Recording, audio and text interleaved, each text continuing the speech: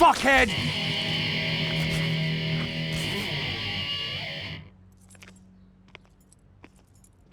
Yo, help me out here. Where's this death metal dude? Help! Bad answer.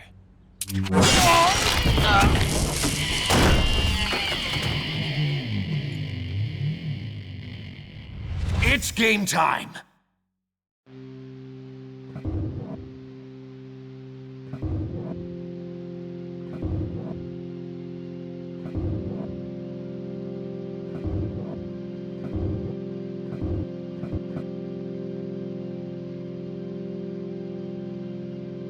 Okay, so here's the thing. I'll tell you straight up, I really enjoyed this game, and I'm looking forward to playing the sequels. But I can't say I can readily recommend this to just anybody on both a mechanical and technical level.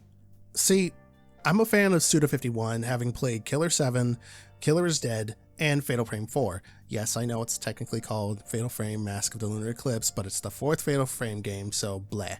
But I never got around to playing No More Heroes back in the day because I never picked it up for the Wii. So I was very excited to get to them, eventually, when I started seeing them on Steam. And now that No More Heroes 3 has long since released, I figured now would be as good a time as any to hop into the No More Heroes games. Now, what did I think of it? Again, I really enjoyed it, but in a word, wild.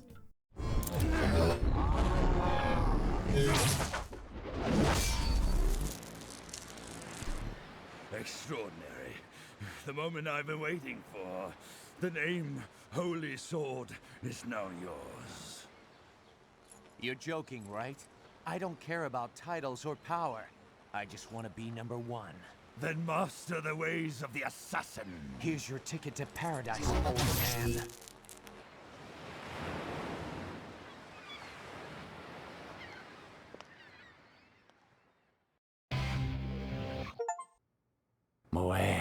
I don't even know if I can describe the story. This isn't a spoiler thing or anything like that. I just genuinely cannot comprehend what I played, but I can at least give you the objective of Travis Touchdown. Yes, that's his name. Travis's objective is to become the #1 ranked assassin so he can bang Sylvia Crystal, who is also kind of his, I don't want to say coach, but the one who hooks him up with the ranked jobs. Handler would be a better way to put it, I guess. Kind of like in Monster Hunter, you have a handler that helps you out with your stuff, but I don't know. It was Sylvia's way of trying to motivate him, and frankly, while banging her is part of his motivation, it's not his whole motivation for wanting to become #1. His main drive is, I'm badass, so I should be #1, also I'm broke. Also the banging her thing. It gets confusing in the goofiest ways possible, and frankly, I was completely enthralled with it. And yes, I do say frankly a lot. How'd you know? Now, if you couldn't tell based on the little bit that I told you of the story, No More Heroes is a game that doesn't pull its punches with its language, innuendos, vulgarity, and the like. It is a game from 2007 after all. That said, it didn't bother me in the slightest since I don't mind these kinds of games personally. You, however, might mind what this game does here and there. For me personally, it never crosses any lines, but depending on how sensitive, I'm not saying that in an offensive way, I'm just saying depending on how sensitive you are to certain behaviors, like Travis is an asshole, just straight up an asshole. And Sylvia, isn't much better. Everyone's an asshole, everyone's a dick, everyone kind of just says the first thing that comes to mind and does not care. They would get demonetized immediately if they were YouTubers. It's that kind of thing. That and a whole heap of anime bullshit. He's been doing some work for the Mafia, and before you know it, he's up there ranked 9th on the list. To be frank, he's good. You won't stand a chance against him. You're as good as dead. What's it going to be, cowboy? Put me in, coach. All right, please transfer 150,000 LB dollars. What? 150,000 LBs? Your entry fee, my overhead costs. Don't tell me that you were not expecting so many zeros on that price, or that I am ripping you off or some shit. You've been hired to kill someone, so just do it and quit your whining. Plus, on-the-job training would be good for you. If you're interested, I can introduce you to an agent, an advertisement agency. But really, they're erasers. I'll tell you where it is later. I'm running late for my facial. Catch up later, okay? What?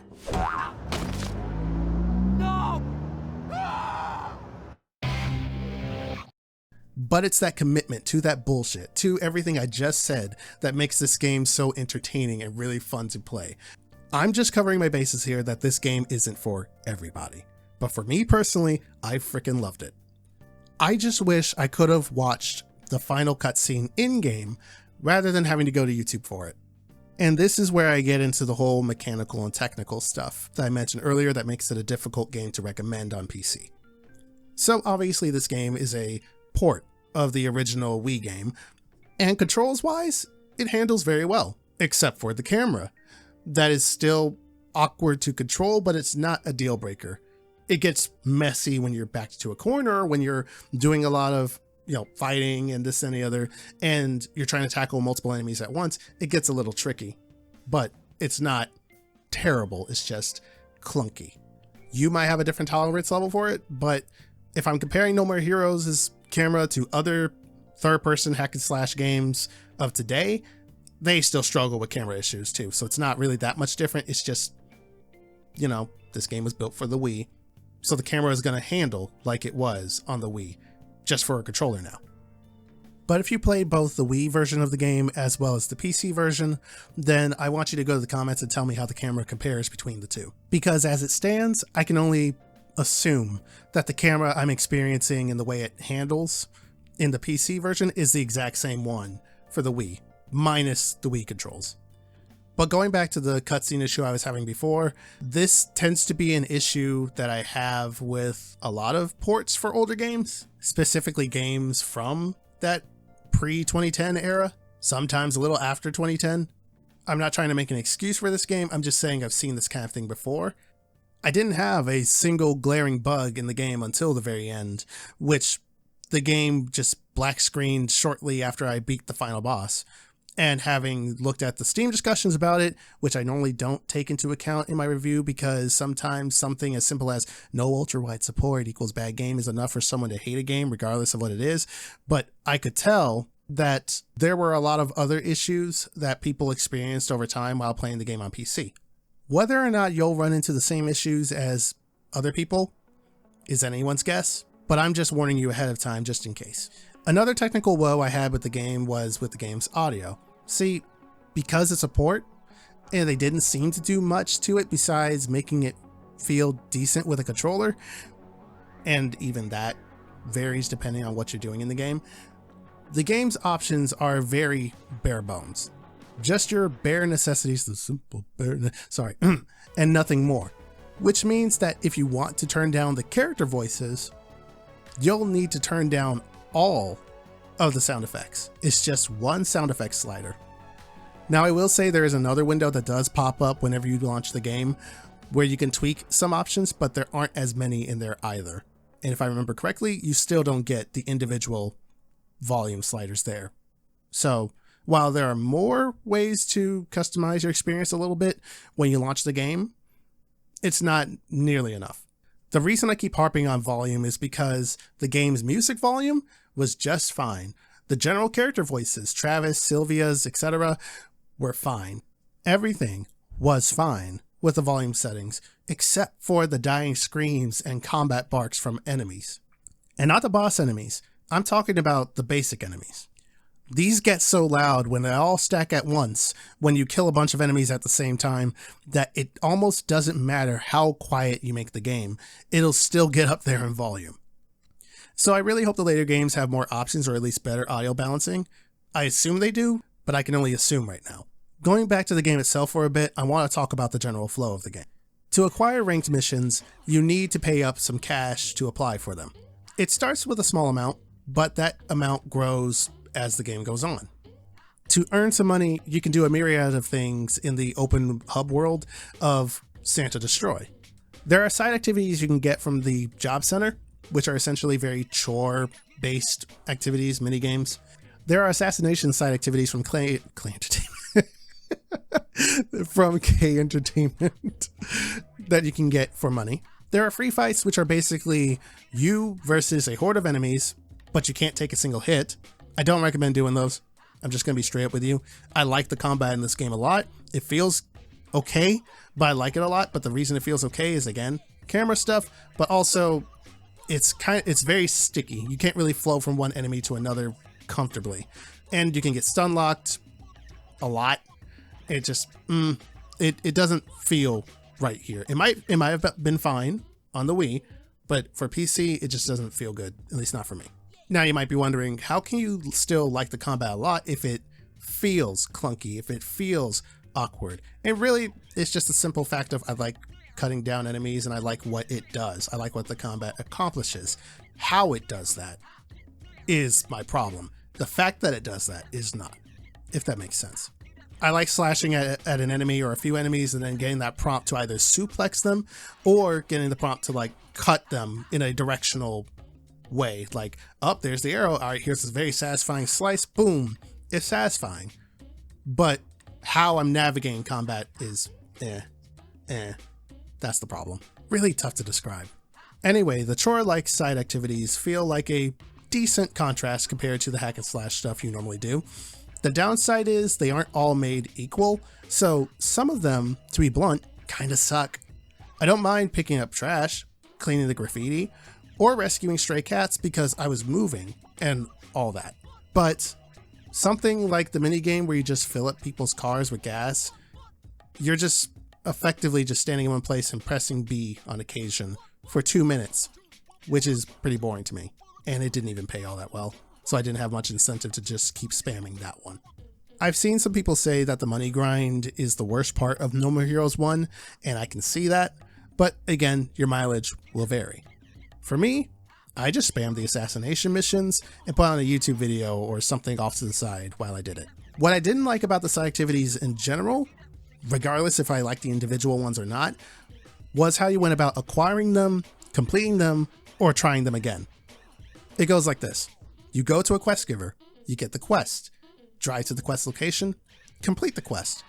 Then if you want to do it again from the same quest giver, you have to drive from the quest location back to the quest giver. This same logic applies if you fail. You go to a quest giver, you get the quest. You drive to the quest location, you fail the quest. You don't get a retry. No, you have to drive all the way back to that quest giver, get the quest again, and repeat. My problem is that it made this process feel tedious, or at least more tedious than it needed to be. I would have preferred this flow.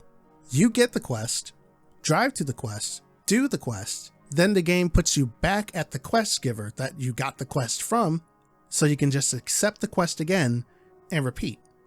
Saves you a drive, you know? And let's say you fail a quest. You should just get an option to retry it without having to drive all the way back to the person who gave you the quest and then all the way back to the quest location. I don't know what made them want to do it the way that they did.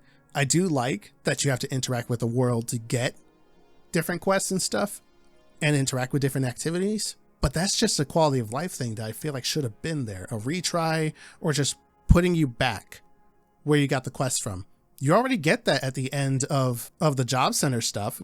When you have a new side job you can do that, and then the dude says, I have a shadier job for you, which just leads to a new assassination mission at K Entertainment. What they do is they just take you from talking to that guy straight to K Entertainment. Why don't you just do that again for everything else? I don't know. Now, I know I've been ragging on the game for a while now, but if I'm being honest, everything I've complained about aside from the black screen after I completed the game is a symptom of the game being old. Designed like a game from 2007, kind of structured like a game from 2007.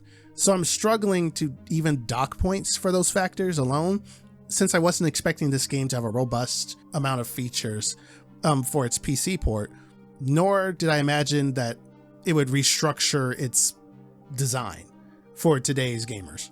But even with that, I just thought it'd be important to make that clear. To talk about more stuff I did like with the game though, I want to talk again about combat.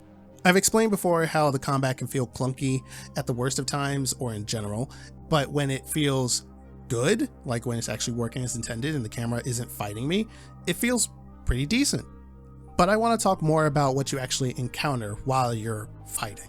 The game's very nature dictates how combat feels in the moment. So you'll be cutting through enemies, you know, like you would any hack and slash. They run at you, you see them in the distance, like, okay, there are 5 of y'all, I'm going to cut through y'all. But then you'll turn a corner, get a little cutscene, and hey, here's a new gimmick for this level, for this mission. Batter up, you gotta play baseball, hit this ball through these enemies. Why? Because why not? You know, and I really think that kind of stuff is pretty cool and helps change the flow of each level when you encounter stuff like that. Travis also has various dark side modes that trigger when the little roulette at the bottom of the screen lines up with whatever matching icons appear. I think each version that I encountered in the game of that dark side mode was really cool, and sometimes the randomness was nice.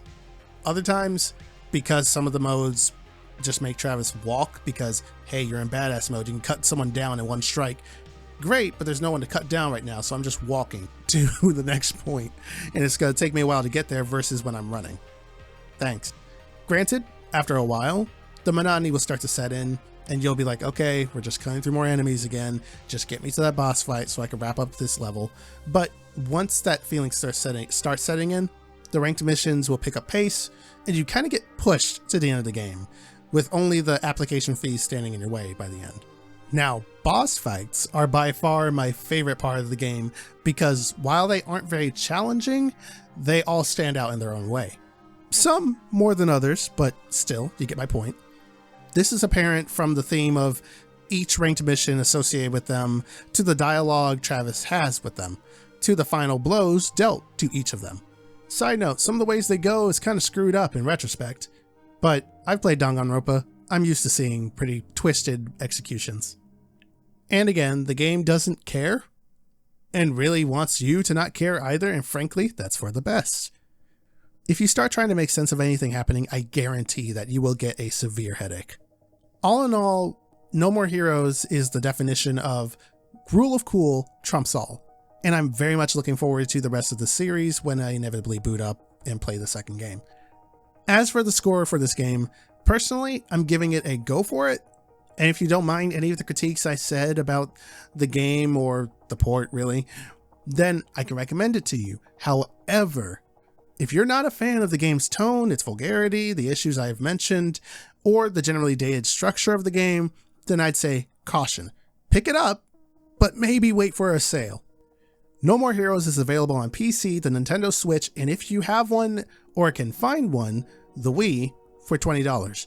Not sure what the price would be for a Wii copy these days, but I'll assume it's lower than $20 if I had to guess, especially since you could probably find the Wii version of No More Heroes on some shelf at a thrift shop or Disc Replay or whatever is around you these days that sells retro games. Whether or not the Wii is considered retro is something that seems to still be debated online, but it doesn't change the fact that GameStop and others do not sell new Wiis. You'll have to go find one used. So, if you don't have that, and you can't find No More Heroes for the Wii, then good news, it's on PC and Nintendo Switch for $20. But that's all I have to say about No More Heroes for now. So I hope you guys have enjoyed your stay. I'm TUSDarryl, and I'll catch you guys next time. Oh, and in case you're wondering, yes, I do want to play Lollipop Chainsaw sometime. I don't have it yet, but one day I will. I know the version on Steam doesn't have the exact same soundtrack as the original one, or at least that's what I'm hearing, but I think I can live with that for the sake of playing it. And it would give me more reason to go listen to the soundtrack of the original game anyway, so that's exciting. Anyway, bye.